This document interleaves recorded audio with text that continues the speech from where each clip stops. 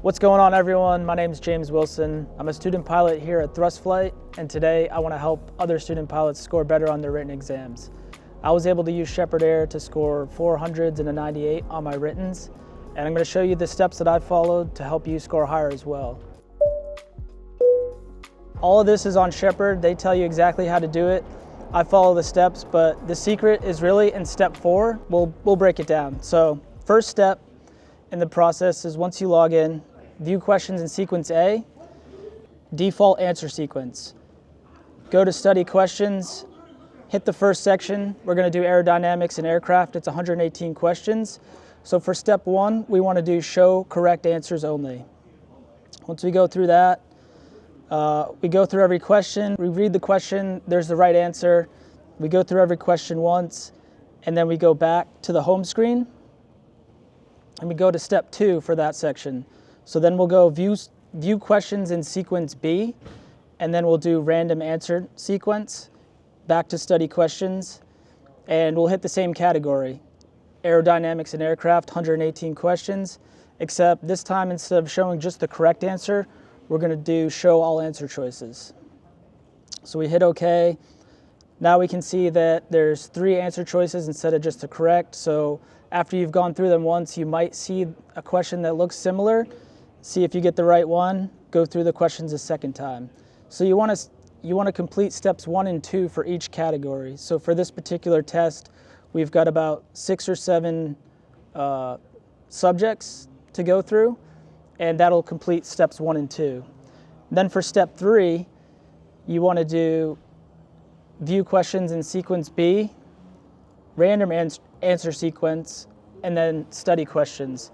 But instead of going section by section for section 3, you want to do all categories combined, show all answer choices, and mark every question in the bottom left by marking question that you don't immediately know. You should recognize the answer or know the answer within the first 1 to 2 seconds, but if you have some sort of hesitancy or you don't understand the answer, then you want to mark the question.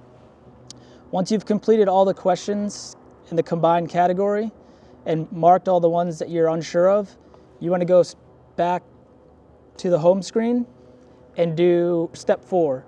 Step 4 is really where you can improve your score a lot, and that's how I scored a lot higher on my exams, was you go to the view marked questions, and they recommend going through it at least 2 times, but I find that if you go through it 4, 5, 6 times, the more times you go through it and start getting rid of questions, the higher score you'll get.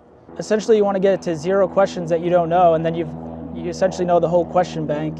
You go back to you go to the practice test, and step 5 is take a practice test. If you do steps 1 through 4 correctly, you should be able to score a 90 or above on the practice exam, and then immediately go take your exam within the next day or 2.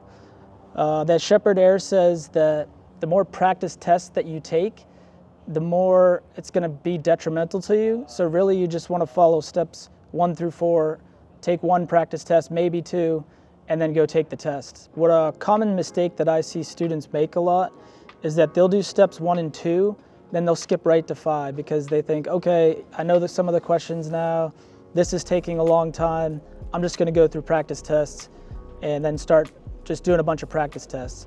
Well, if you read the learning science behind the study strategy, you'll notice that taking more practice tests actually doesn't help your score. It just kind of hurts it.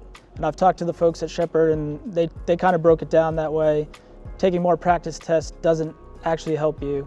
It's going through the steps and learning the questions. So if you don't score well on the practice test, I recommend going back to step 3, starting over again, marking the questions, and then going through step 4, going through your marked questions until you can get a better score. The first 2, you're just getting the reps in. You're just getting familiarity with the questions.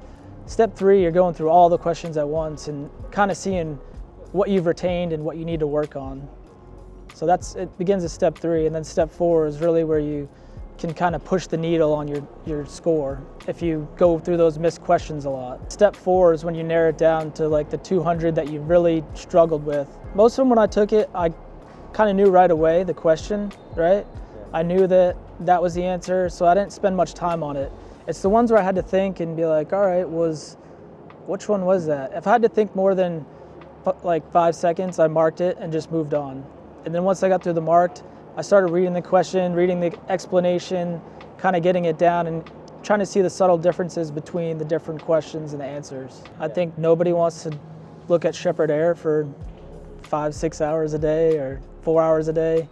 It's easier to go step 1, step 2 to step 5 and skip step 3 and 4. I'd like to take breaks, do 30-40 minutes at a time, take a 5-10 minute break and then start again, but you're definitely gonna need to put in some hours to get it done. Yeah, using Shepherd Air, I got the first 4 tests using Shepherd Air, I got 100, and then the last one, the FAA, I got a 98. So that's my strategy that I use to score high on the written exams.